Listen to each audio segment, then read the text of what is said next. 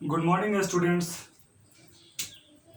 आज हम लोग सब्जेक्ट मैथ्स क्लास 7th का चैप्टर 8 है ना, कंपेयरिंग क्वांटिटीज के बारे में पढ़ेंगे। ये कंपेयरिंग क्वांटिटीज जो है, क्वांटिटीज जो होता है जैसे कि हमारा ए बी 1 2 ये सारे क्वांटिटीज के रूप में होता है। जैसे हमारा कोई भी क्वांटिटी लीजिए है ना, जैसे मान लीजिए एप्पल हो गया 2 kg है ना, ग्रेप्स हो गया 5 kg, तो ये क्वांटिटीज हो गए ना। तो ग्रेप्स का 2 kg और इसका इतना kg, ये क्वांटिटीज हो गए, ठीक है। और ये कंपेयरिंग करना है, ठीक है ना। क्या कंपेयरिंग करना है? सबसे पहले हम लोग को जो है आपके बुक में सबसे पहला कंपेयरिंग क्वांटिटीज का रेशियो के बारे में बताया है, ठीक है। यानी कंपेयरिंग क्वांटिटीज होते क्या है, और सबसे पहला जो है आपको रेशियो के बारे में पढ़ना है। तो चलिए हम लोग पढ़ते हैं रेशियो के बारे में, है ना। इसमें जो है हम लोग रेशियो 2 नंबर के बीच में, क्योंकि जब भी कोई चीज आप कंपेयरिंग कराते, कंपेयरिंग का मतलब होता है तुलना करना। और तुलना कर, मान लीजिए जब तक आप सिंगल हैं तो आप अपने आप से तुलना कर सकते हैं, नहीं कर सकते। तो तुलना करने का मतलब है कि आप जब तक आपके अगेंस्ट कोई नहीं है तब तक आप एक दूसरे से तुलना नहीं कर सकते। जैसे कि कंपेयरिंग कब होता है, जैसे क्लास में 2 बच्चे हैं है ना, दोनों एग्जाम दिया, दोनों में कंपेयरिंग होगा कौन सबसे ज्यादा नंबर आए, तो एक बच्चा का कंपेयरिंग का जो रिजल्ट होगा वो उसका फर्स्ट होगा, या जो भी होगा वही रह जाएगा। कंपेयरिंग का सवाल ही नहीं होता है। तो कंपेयरिंग जब तक 2 क्वांटिटीज नहीं बनता तब तक कंपेयरिंग आप नहीं करा सकते, ठीक है। तो इस तरीके से हम लोग जो है इसमें कंपेयरिंग के बारे में पढ़ेंगे। तो सबसे पहले पढ़ाया है रेशियो। चलिए रेशियो पढ़ते हैं सबसे पहले, यानी ध्यान से देखते जाइएगा, समझते जाएंगे। रेशियो का मतलब होता है ना, ए रेशियो बी, ये लिखने का तरीका है, इसको हम लोग बोलते हैं रेशियो। ये है, देखिए तो एक क्वांटिटीज आ गया ना, 2 क्वांटिटीज, रेशियो कंपेयरिंग होने लग गया। तो एक क्वांटिटीज है और ये दूसरा क्वांटिटीज है। अब इसको कहता क्या है, इस पे सवाल पे बेस्ट बताते हैं कैसे। सिंपल सा सवाल रहेगा, जैसे कि हमको करना क्या रहेगा कि फाइंड द रेशियो, है ना, फाइंड द रेशियो। तो क्या रहेगा फाइंड द रेशियो में, कहेगा कि 50 पैसा यानी 50 पैसे टू RS, है ना, 100 रुपीज को क्या करना है हम लोग को, इसको रेशियो में बनाना है। तो 2 का मतलब होता है रेशियो, ठीक है। 2 जहां लगा समझिए रेशियो लगा हुआ है, मतलब ये दोनों को क्या क्या, 2 क्वांटिटीज, ये 50 पैसे, ये 100 रुपए है, दोनों क्वांटिटीज अलग अलग है। अब ये दोनों को हम लोग को रेशियो में बनाना है। तो सबसे पहले ये कि क्वांटिटीज में जब भी आप बनाएं तो दोनों जो दिया है उसको पहले सेम कैटेगरी में कीजिए, सेम लाइन में लाइए। क्योंकि कोई भी कैसे होगा, मान लीजिए आपके क्लास से दूसरे क्लास का कंपेयरिंग तो नहीं करा सकते, खुद क्लास से कंपेयरिंग होता है। जैसे हम 7 में है तो भी 7 में, 2 बच्चे एग्जाम दिया कौन फर्स्ट है, ऐसे होता है। ये नहीं कि हम 7 में हो 8 में है तो हम लोग दोनों का कंपेयरिंग हो गया, जी नहीं। कंपेयरिंग का मतलब कि दोनों ही अपने ही क्लास में हो, तो ये रुपीज में, ये पैसे में है, तो या तो इसको चेंज कर दीजिए इसके तरीके से, है ना। तो क्या करते हैं कि ये देखिए कितना है, 50 पैसे है, तो 50 पैसे को चेंज कर दीजिए, नहीं तो फिर आप इसको चेंज कर दीजिए, ठीक है। तो अगर 100 रुपया है और ये 50 पैसा है, तो 50 पैसा को रुपया में चेंज करने के लिए हम लोग क्या करते हैं, डिवीजन 100 से लगा देते हैं। तो यानी कितने हो जाएंगे, तो ये रुपीज में कन्वर्ट हो जाएगा, 100 हो गए रुपीज। अब ये का मतलब होता है रेशियो। RS हमारा दिया हुआ ऑलरेडी है ही था। रेशियो का मतलब हम लोग जानते हैं, एक और होता है A/B का फॉर्म में लिखना, यही होता है रेशियो का मतलब। आप A B एक कटेंगे तभी तो आप इसको बना सकते हैं। अब यहां से हम इसको बनाते हैं, तो यानी सबसे फर्स्ट वाला ऊपर हो जाएगा, हो गया। और बाई में पूरा यानी 100, इसके नीचे एक छुपा होता है, ठीक है। चलिए देख लीजिए अच्छे से, ठीक है। एक नीचे छुपा होता है, ये सबसे ज्यादा ऊपर मल्टीप्लिकेशन हो जाता है और ये इसके साथ मल्टीप्लिकेशन हो जाता है। तो कितने बन जाएंगे, 50 बाई में यानी 1000 हो गया कंप्लीट। अब इसके बाद हम लोग को लाना क्या है, कहता है कि इसको हम लोग को रेशियो में लाना है, ठीक है। तो रेशियो में कितना आ गया हम लोग का, यानी अब यहां से जीरो से कट जाएगा तो काट दीजिए इसको सिंपली। उसके बाद हमारा क्या बच गया, 5 से भी कर सकता है, 5 2 जा 10 और 0 बच गया, क्या बच गया जी, यानी 1/200। और 200 को क्या लिख सकते हैं, तो 1:200। यही हम लोग इस तरीके से जो है हम लोग सवाल जो है इसमें सोल्व करते हैं, ठीक है।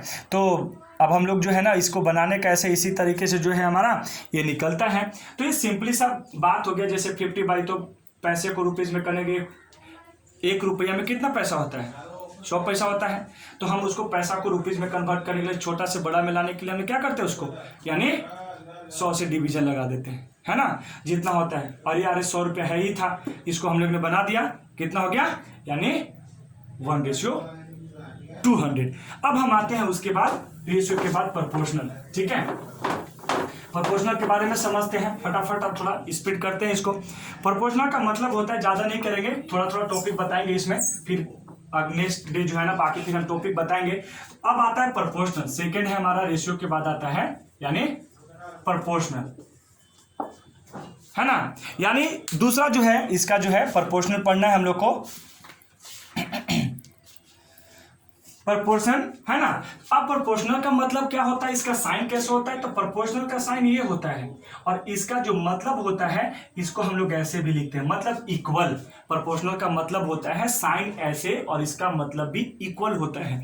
तो अब हम बताते हैं कैसे। तो जब तक हमारा रेशियो तो बनता कैसे वो देख लीजिए। तो ए रेशियो, बी प्रोपोर्शनल, है ना, प्रोपोर्शनल लिखना है तो प्रोपोर्शनल देंगे, है ना, बी रेशियो सी। अब ऐसे रहेगा तो हम लोग कंपेयरिंग करा सकते हैं, क्योंकि रेशियो के बाद, क्योंकि रेशियो से ही हम लोग प्रोपोर्शनल पढ़ते हैं, तो रेशियो में ही आगे, रेशियो के आगे पढ़ेंगे तो प्रोपोर्शनल वगैरह, रेशियो भी रह गया, प्रोपोर्शनल भी पढ़ लिए, दोनों एक साथ समझ लेंगे।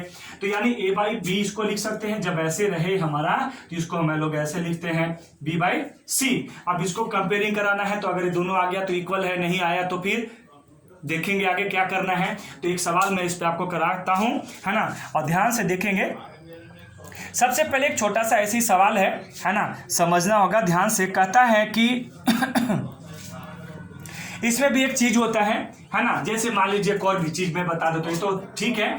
उसके बाद ये first, last to last, and उसके बाद सेकेंड टू इसका सेकेंड, ये जो होता है ना, ये ऊपर वाला, यानी ये जो होता है प्रोडक्ट ऑफ स्ट्रीम होता है, इसको क्या बोलते हैं, यानी एक्सट्रीम बोलते हैं, यानी दोनों, यानी ये एक्सट्रीम होता है, एक्सट्रीम, और इसको हम लोग बोलते हैं मीन। यानी जब दो नंबर करते हैं तो प्रोडक्ट लिख देते हैं, तो फॉर्मूला भी होता है, तो प्रोडक्ट ऑफ, यानी एक्सट्रीम इक्वल टू, यानी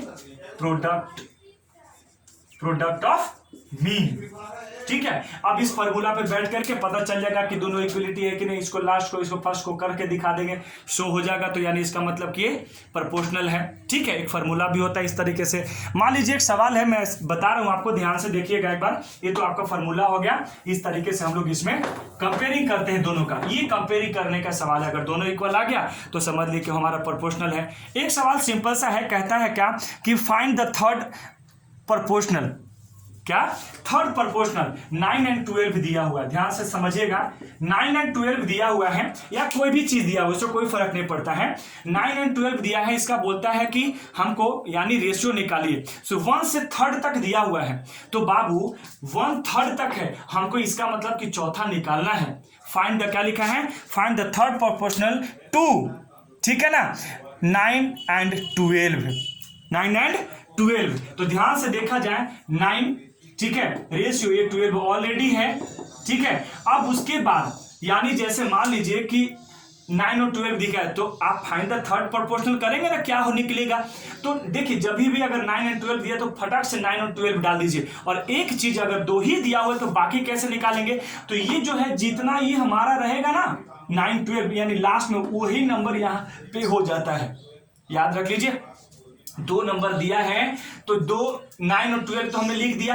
उसके बाद याद कीजिए, कर लीजिए कि 12 जो होगा, 12 यानी प्रोपोर्शनल के जो पीछे होगा, जस्ट प्रोपोर्शनल के बाद भी वही नंबर होता है, और उसके बाद हमको नहीं पता, यही हमको निकालना है। ठीक है, तो यानी इजी से निकल जाएगा ना। ये तो हमको पता है कि ऑलरेडी होता है, ये फॉर्मूला ही होता है, यानी ये दोनों का।